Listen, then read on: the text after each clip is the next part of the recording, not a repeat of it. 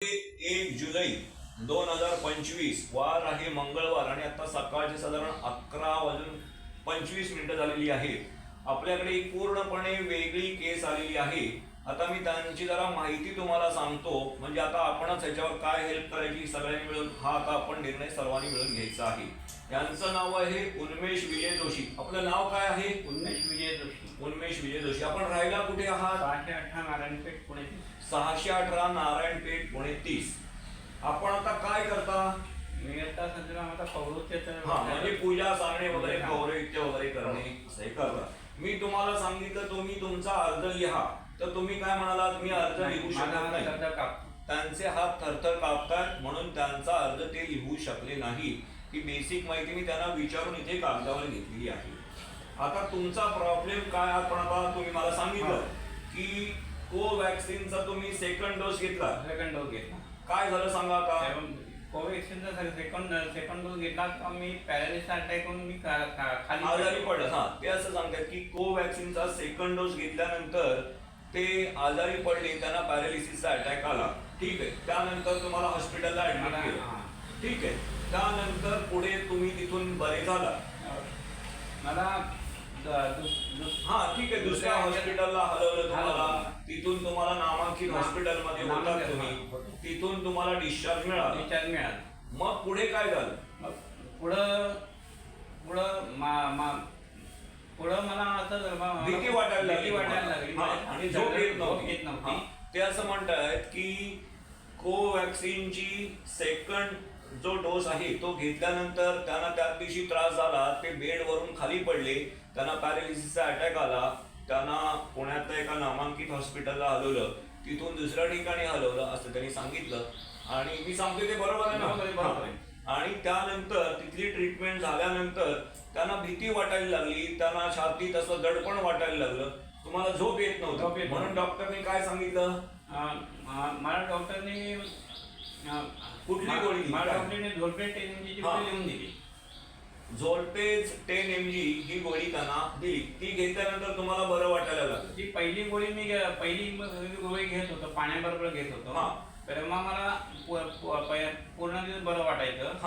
तेव्हा मग पहिली हळूहळू 3 दिवसानंतर 4 दिवसानंतर एक डोस वाढत गेला। असं ते असं म्हणताय की सुरुवातीला काही दिवस ते एक गोळी घ्यायचे, नंतर मग त्यांना 2 गोळ्या घ्यायला लागले। आता रोज तुम्ही किती गोळ्या घेताय? आता मी रोज दिवसाला सकाळी 15 गोळ्या आणि सगळं खातो आणि रात्री 30 गोळ्या घेतो। म्हणजे 7 दिवसात ते 45 गोळ्या त्यांचा इंटेक आहे रोज। आणि आता ह्यासाठी जे मिलिंद म्हणून एक त्यांचे माझे कॉमन ओळखीचे आहेत, त्यांनी सांगितले की तुम्ही केळकर काकांना भेटा, म्हणून आता हे जे उन्मेष विजय जोशी आहेत त्यांची आता आपण मेडिकल ट्रीटमेंट करणार आहोत। तुमची आई काय करते? काम काही करत। किती वय आहे त्यांचं? 72 75 म्हणजे त्या वयोवृद्ध आहे, त्या काही येऊ शकत नाही। तुम्हाला आता ह्याच्यातून बाहेर पडायचं।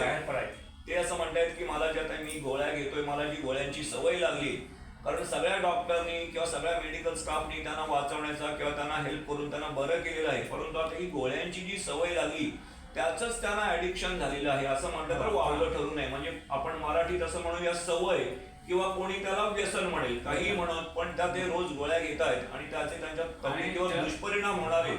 म्हणून यातून त्यांना आता बाहेर काढण्यासाठी आमची सगळी टीम त्यांना हेल्प करणार आहे। बरोबर?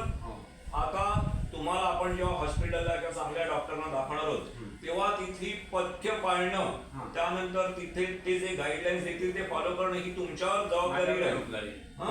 म्हणजे आता तुमच्याकडे पैसे नाहीये, आता त्यांची फायनान्शियल पोझिशन डाऊन आहे, आता त्यांच्याकडे पैसे नाहीत, ते पूजा सांगतात, दिवसभरात एखादी पूजा मिळेल, एखाद दिवशी मिळणार नाही। आणि ठीक आहे, म्हणजे त्याबद्दल काही नाही, पण त्यांना योग्य ट्रीटमेंट, योग्य मेडिकल सल्ला देऊन आपण त्यांना बरं करण्याचा नक्की प्रयत्न करणार आहोत। तर आम्ही सगळे तुमच्या बरोबर आहोत। तर जे डॉक्टर औषध देतील किंवा जे पथ्य सांगतील किंवा जे तुम्हाला जी ट्रीटमेंट देईल ती योग्य तऱ्हेने घ्यायची आणि त्याच्यावर अंमलबजावणी करायची आहे। बरोबर? आज तारीख किती आहे? 1 जुलै। वार कुठला आहे? आज मंगळवार आहे।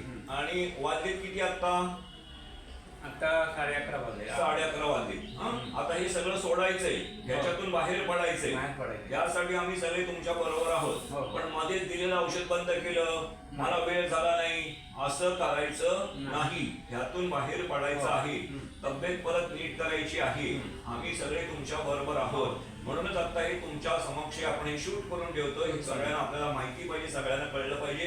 अनेक मंडळी आपल्या सपोर्टला आहेत, तर आपण काय काम करतो हे सगळ्यांना माहिती आहे. तर उन्मेष जोशी बरे व्हावेत हीच आमची इच्छा आहे. त्यामुळे तुमचं लग्न झालेलं नाहीये ना, ते अनमॅरिड आहेत, त्यांचं लग्न झालेलं नाही, घरी त्यांच्या फक्त एकटी आई आहे. त्यामुळे बाकी कोणी नाहीये, तर आम्ही त्यांना हेल्प नक्की करणार आहोत. त्यांना योग्य डॉक्टर, योग्य मार्गदर्शन किंवा योग्य हॉस्पिटल वेळ आली तर त्यांना ऍडमिट करू.